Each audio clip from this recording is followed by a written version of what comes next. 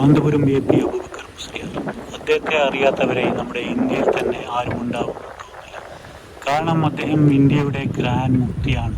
നമുക്കൊക്കെ അറിയാം, നമ്മുടെ കാന്തപുരം ഉസ്താദ് നമ്മുടെ കേരളത്തിൽ ഒരുപാട് സ്ഥാപനങ്ങളുണ്ട്. ഒരുപാട് യതീം മക്കളെയൊക്കെ അദ്ദേഹം പോറ്റി അദ്ദേഹം വളർത്തിയെടുത്ത് വിദ്യാഭ്യാസമൊക്കെ കൊടുത്ത് കൊണ്ടിരിക്കുകയാണ്.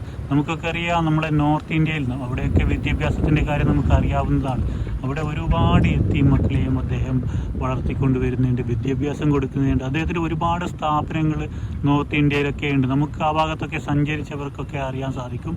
നമുക്കറിയാം, അദ്ദേഹത്തിന് നമ്മുടെ ഇന്ത്യയിൽ മാത്രമല്ല പുറം രാജ്യത്തൊക്കെ നല്ല പിടിപാടുള്ള നമ്മുടെ ഉസ്താദാണ് നമ്മുടെ കാന്തപുരം എ പി അബൂബക്കർ മുസ്ലിയാർ. അദ്ദേഹത്തെക്കുറിച്ച് ഒരുപാട് ആളുകൾ വെറുതെ കുറ്റം പറഞ്ഞ് നടക്കുകയാണ്, പ്രത്യേകിച്ച് മുജാഹിദ് വിഭാഗക്കാർ. അദ്ദേഹം ചെയ്ത തെറ്റേണ്ടതാണ്. അദ്ദേഹം യതീം മക്കളെ പോറ്റി വളർത്തി അദ്ദേഹം വിദ്യാഭ്യാസം കൊടുക്കുകയാണ്.